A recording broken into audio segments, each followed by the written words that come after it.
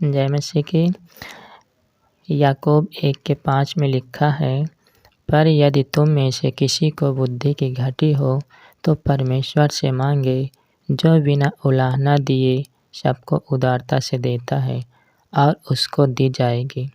Hallelujah. जैसे हम संसारिक पिता से यदि हमें कुछ वस्तुएं ज़रूरत होती है, जैसे उदाहरण ले लीजिए कि अगर हमें 100 रुपये की ज़रूरत है, अगर हम अपने संसारिक पिता से मांगते हैं तो वो एक बार हमसे ज़रूर पूछेगा कि क्या करोगे इस पैसे को ना। लेकिन परमेश्वर का वचन क्या कहता है कि अगर तुम में बुद्धि की घटी है तो तुम परमेश्वर से मांगो, वो दया से और प्रेम से बिना उलाहना दिए हुए आपको क्या करेगा, देगा। पर नीचे वचन क्या कहता है 6 में कि पर विश्वास से मांगे और कुछ संदेह न करे। हालेलुया। कब देगा परमेश्वर?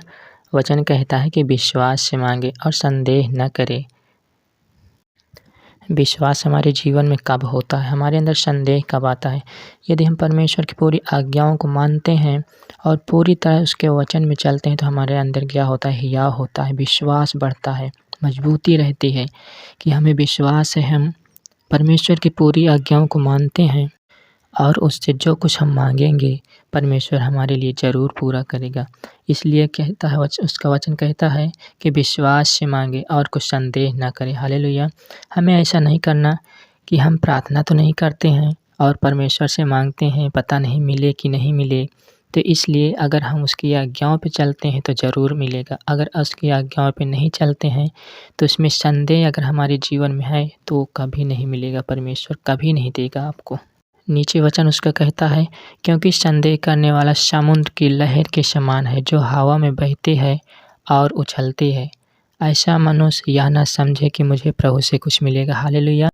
अभी हम ऊपर बता दिए हैं ना कि यदि हम प्रार्थना नहीं करते, उसके वचन को नहीं मानते हैं तो हमें कुछ नहीं मिल सकता, प्रभु कुछ नहीं दे सकता। यहाँ वचन कहता है साथ में कि मनुष्य यह न समझे, ऐसा मनुष्य यह न समझे कि मुझे प्रभु से कुछ मिलेगा। जो प्रार्थना नहीं करता, जो उसकी आज्ञा पे नहीं चलता, उसके लिए ये वचन कहता है प्रभु कि ऐसा मनुष्य ये ना समझे कि प्रभु से मुझे कुछ मिलेगा।